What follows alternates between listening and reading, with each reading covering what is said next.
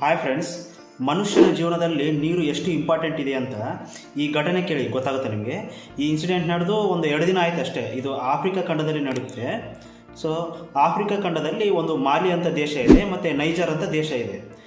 Niger ದೇಶದಿಂದ ಮಾಲಿ ದೇಶಕ್ಕೆ ಒಂದು ಮದುವೆ ಇರುತ್ತೆ. ಸೊ ಅದಕ್ಕಾಗಿ ಒಂದು 50ರಿಂದ 52 ಜನ ಹೋಗಿರ್ತಾರೆ ಲಾರಿಯಲ್ಲಿ. ಸೊ ಹೋಗಿ ಆ ಮದುವೆ ಕಾರ್ಯಕ್ರಮ ಮುಗಿಸ್ಕೊಂಡು ಬರ್ತಾ ಇರ್ತಾರೆ. ಸಹಾರಾ ಮರುಭೂಮಿಯಿಂದ ಬರ್ತಾ ಇರ್ತಾರೆ. ಆವಾಗ ಅದು ಏನು ಅನಿವಾರ್ಯ ಕಾರಣಗಳಿಂದ ಆ ಲಾರಿ ಕೆಟ್ಟೋಗುತ್ತೆ. ಕೆಟ್ಟೋಗಿ ಎಲ್ಲ ಅದರಲ್ಲಿ ಏನು ನೀರು ಇರ್ತಾವಲ್ಲ, ನೀರೆಲ್ಲ ಕುಡಿತಾರೆ, ಅಲ್ಲಿನ ಜನ ಎಲ್ಲ ಕುಡಿತಾರೆ. ಆದರೂ ಒಂದು 2-3 ದಿನ ಆದ್ರೂ ಆ ಲಾರಿನ ಸರಿಪಡಿಸೋದಾಗಲ್ಲ.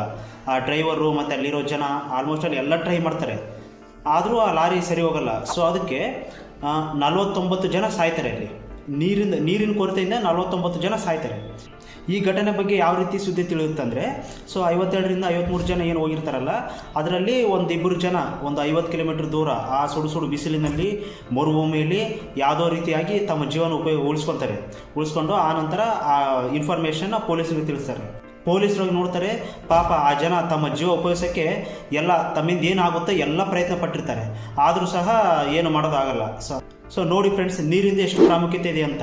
ಸೊ ನಾವು ಇಂಥ ದೇಶದಲ್ಲಿ ಹುಟ್ಟಿದ್ದೀವಲ್ಲ, ನಮಗೆ ಅದ್ರ ಬಗ್ಗೆ ಏನು ಗೊತ್ತೇ ಇಲ್ಲ. ಸೊ ಅದಕ್ಕಾಗಿ ಆದಷ್ಟು ನೀರನ್ನು ವೇಸ್ಟ್ ಮಾಡಬೇಡಿ.